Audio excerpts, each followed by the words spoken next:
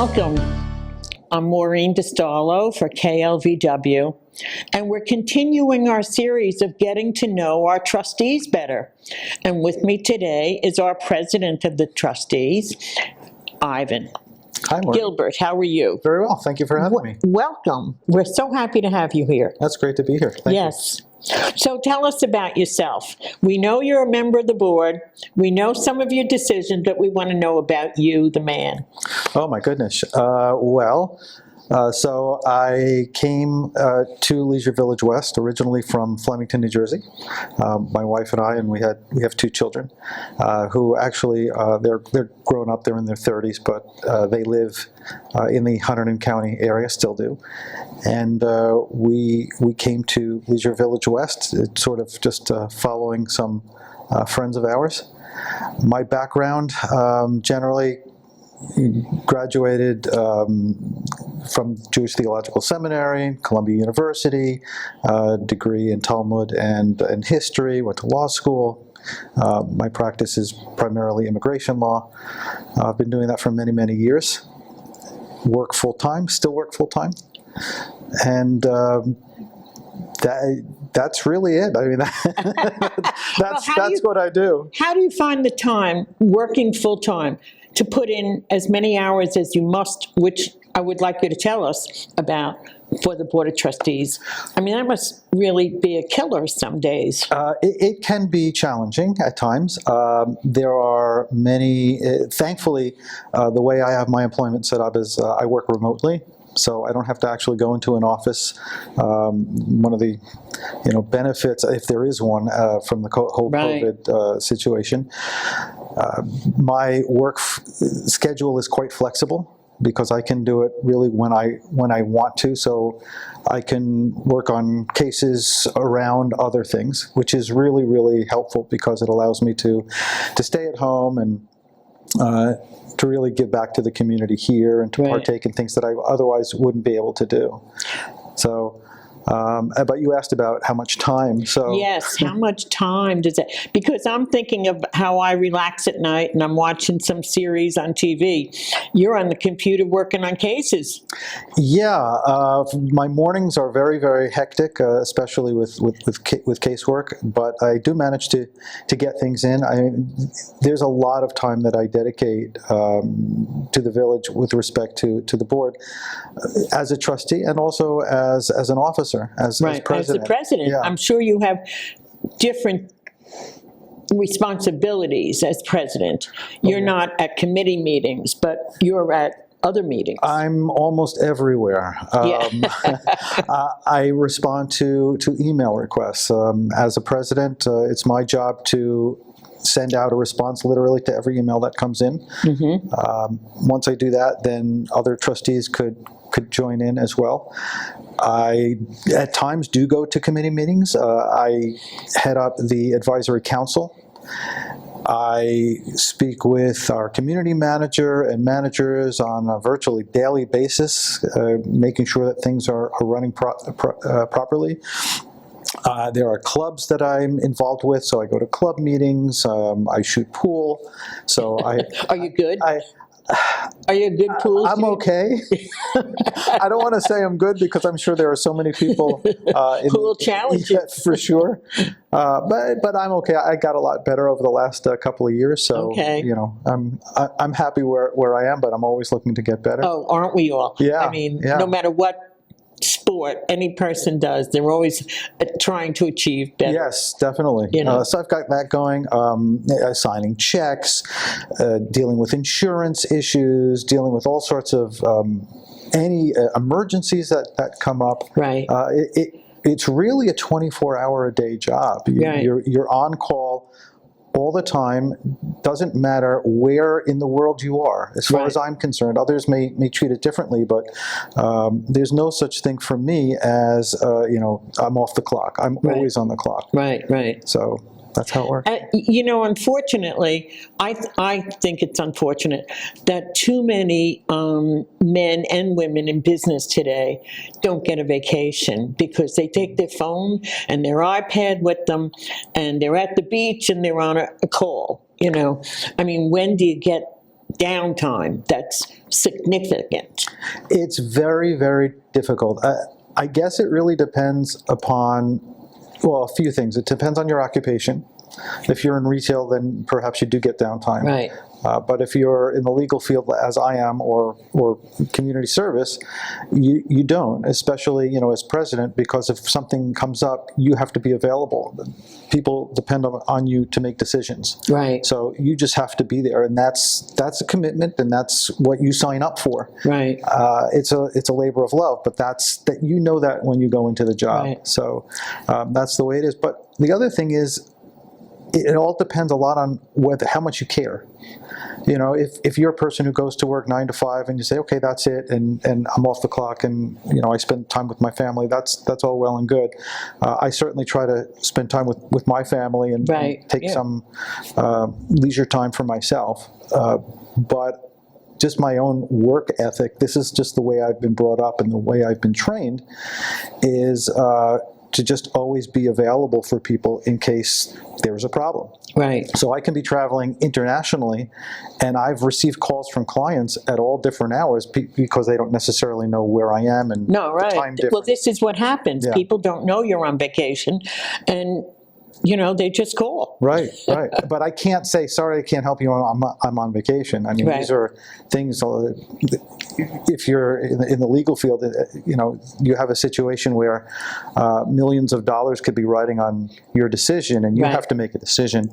And here, that's sort of the same way, because we're a 12 million plus corporation.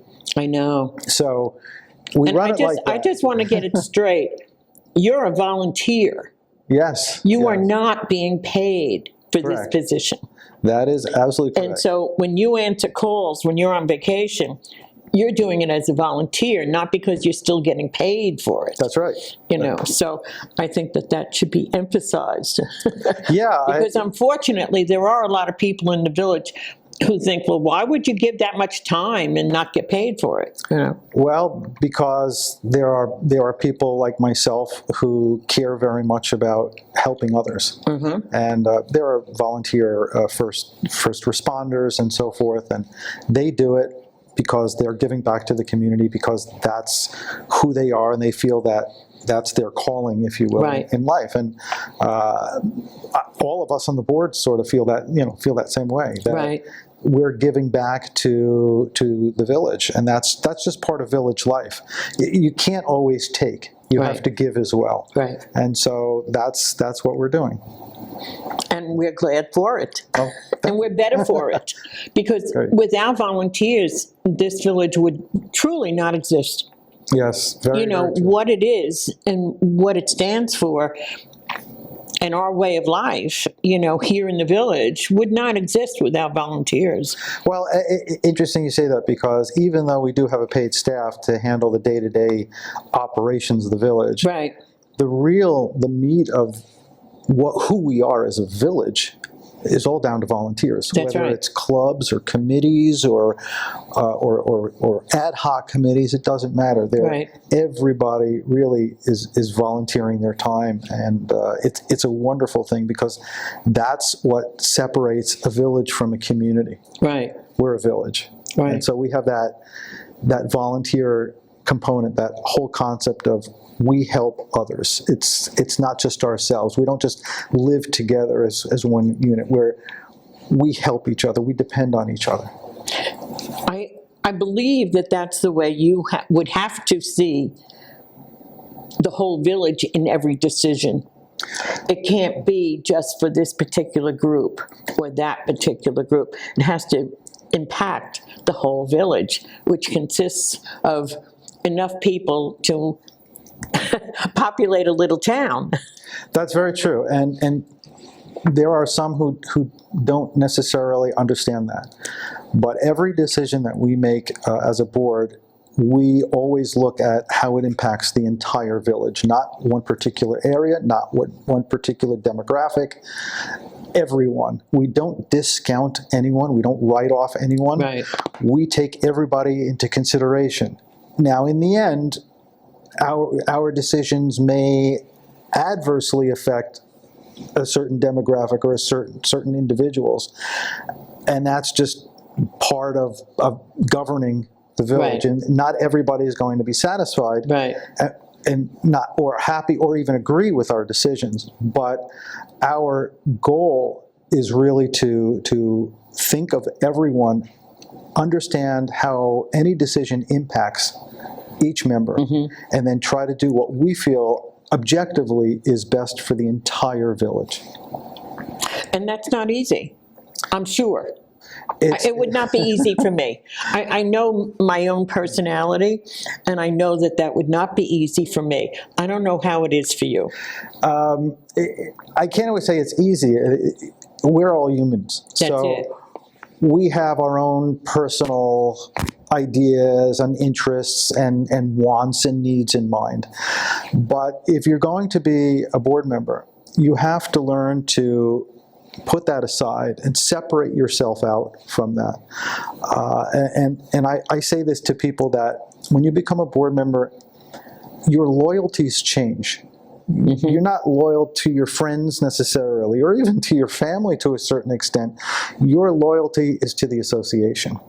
So whatever friendships that you've had beforehand, unfortunately, that could be impacted in a negative way. Right. Hopefully it isn't. Right. But we hope that people understand that once you become a trustee, you have a fiduciary duty, and part of that is a duty of loyalty to the association. And that means the association comes first. You have to think in terms of the association and not for any personal gain, or a gain for a particular small group. You're thinking about everybody. Now, in the end, some people may gain. It may affect only a small group, but that's not how you're going into it. Your thinking is, how is this going to be beneficial for the entire community? So your loyalties change, and that's very hard. It can be very difficult to, not just for yourself, but for your friends and family to understand that. And that's just part of being a trustee. Can I be personal? Sure. Have you lost any friends? Absolutely. That's a shame.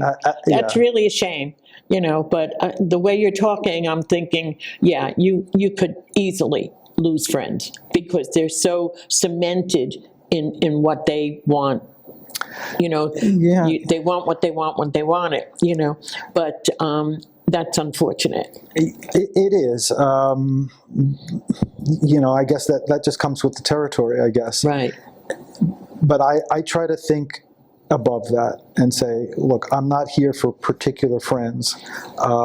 They're my friends, but my feeling is, if they're really my friends, if they're really true friends, then I wouldn't be losing them. But they would understand what the situation is, and sometimes people expect you to make decisions a certain way because of your relationships, and it just doesn't work that way. It can't work that way. I know. Unfortunately, I'm here a lot of years now. Okay, and back when I first moved here, my husband and I, I'm going to say 18 years ago, you know, that it happened. We met some people, and the man was bragging how he got a lot of things cut by his house because he was good friends with the president of the Board of Trustees. And my husband got like, well, it shouldn't work that way. Well, in my experience on the board, it hasn't worked that way. And I can tell you that once I became president, not that I needed to do it, but I just wanted it to be clear that there are no special privileges for anyone. That's it, especially board members, because we have to be held to a higher standard. And so if paving gets done and you know, maybe it's not your street, then we shouldn't be saying, oh, do my street because I'm so-and-so on the board. You know, wherever I am on the list is where I am on the list, and I don't expect to be advanced on the list because I'm someone or not. Well, there are people, you know, I mean, like, I think it's human nature. We love to complain, okay? And there are times when it's legitimate, Sure. and then there are other times when it's not, and it's just a matter of, I want what you got, And even though like my grass is where I live, I'm by the pines, a lot of pine trees, okay? So I'm down to a lot of sand instead of dirt, So I love to complain that, well, they don't take care of mine the way they take care of Buckingham. Right. Well, the grass is always greener. Right. So, but I know that that's not a legitimate complaint. I know why I don't have good grass. Right, but you may be the exception because a lot of people, and it's true, like the grass is greener. So a lot of people, it really does come down to perception, the way people look at you. And there's a lot of chatter, there's a lot of gossip out there, and people think things, and 99.99% of the time it isn't true and doesn't have a scintilla of fact to it. No. But people are people, so they'll say things. And as trustees, we really bend over backwards when it comes to perception. We don't have to, but we want to ensure that the way people perceive us, we want to be professional, we want to do things a certain way, and we don't want to give an impression that we're doing anything that is anything less than completely 100% pristine. Right. As far as rules and regulations and so forth. Well, that's a great philosophy to be on the board and to be president of the board, because that gives everybody a good impression about how our village is going ahead into the future.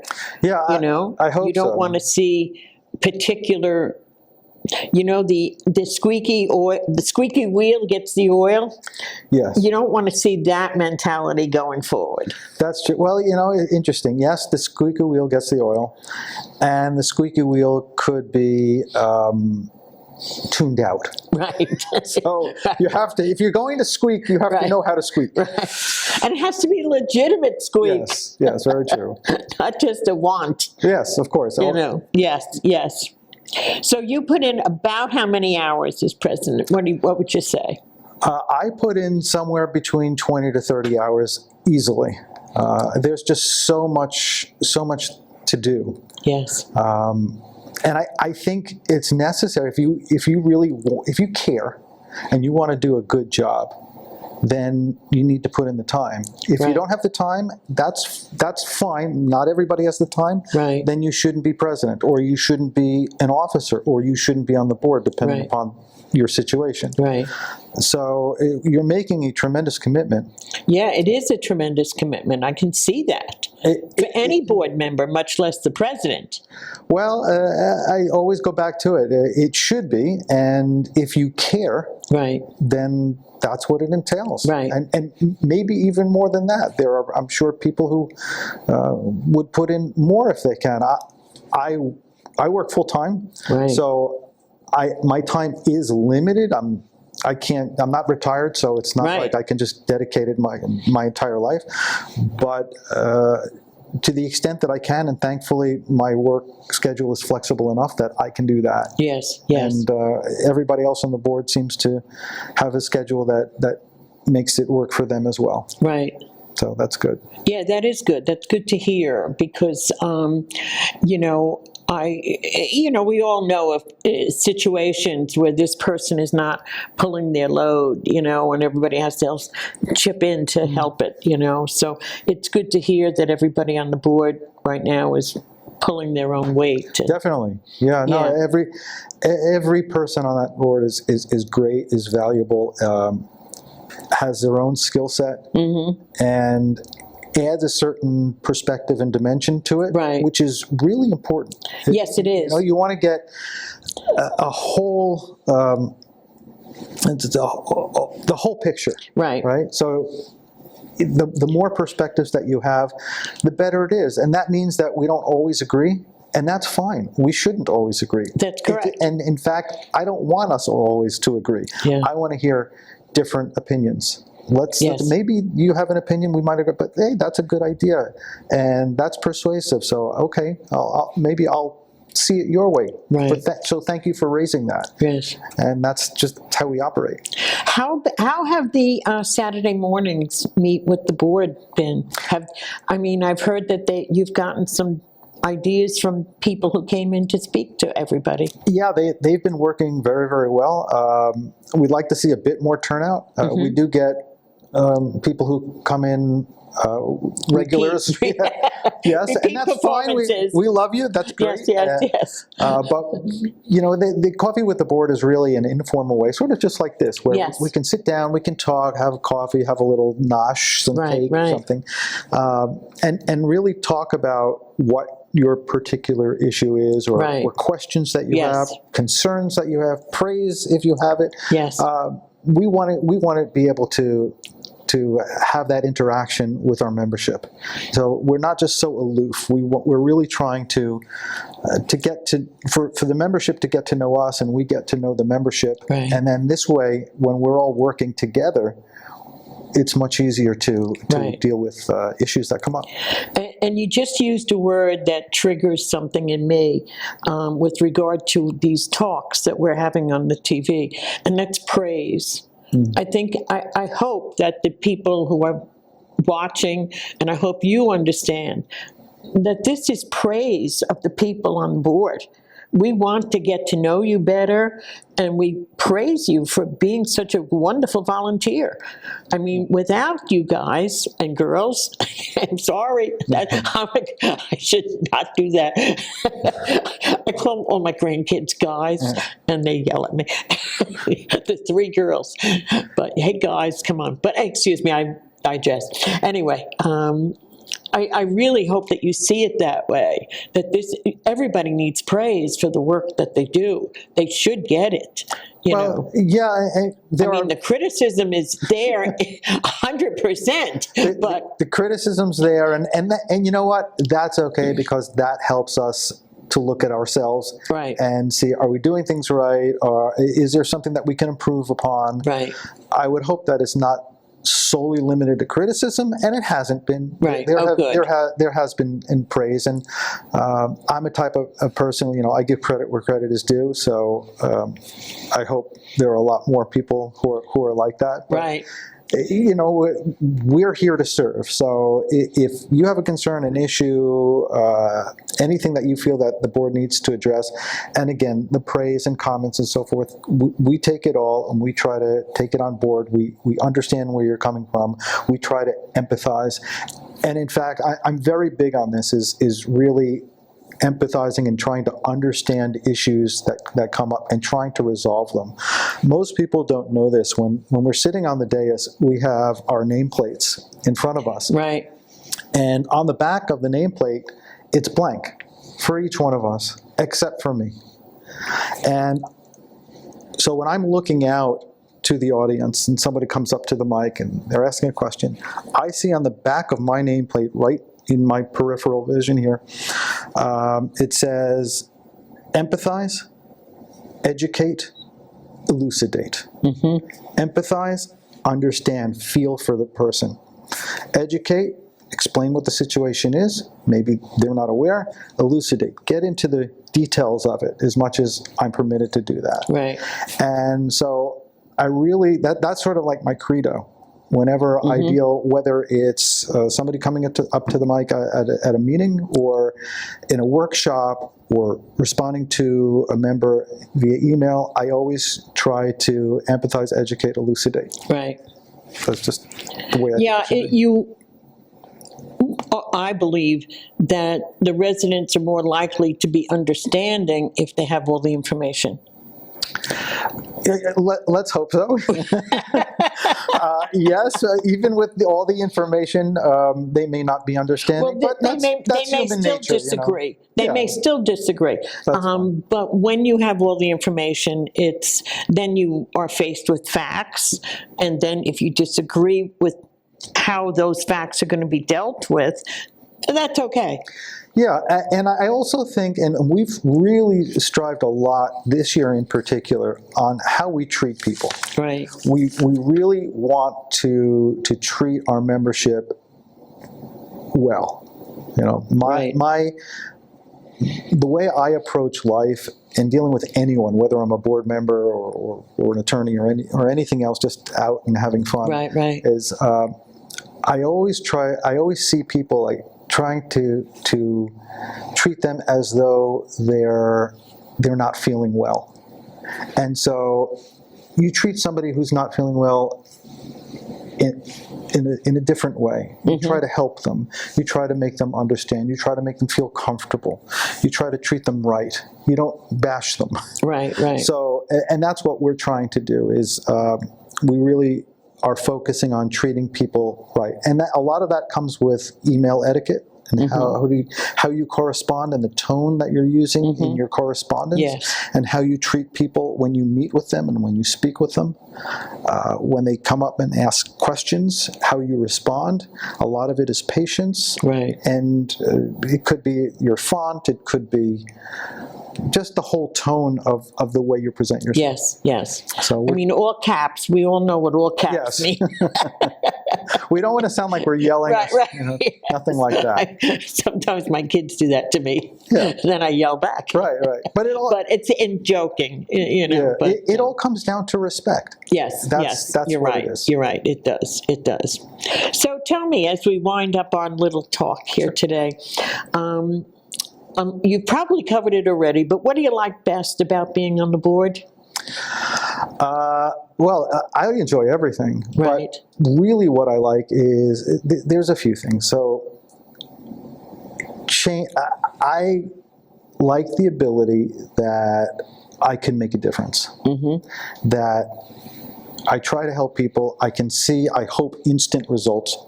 If it's not instant, then it's only a few months down the road. Right. But we want to improve the association and improve the village. And my feeling is, if I can leave the association, at some point I'm not going to be on the board, right? So, or president.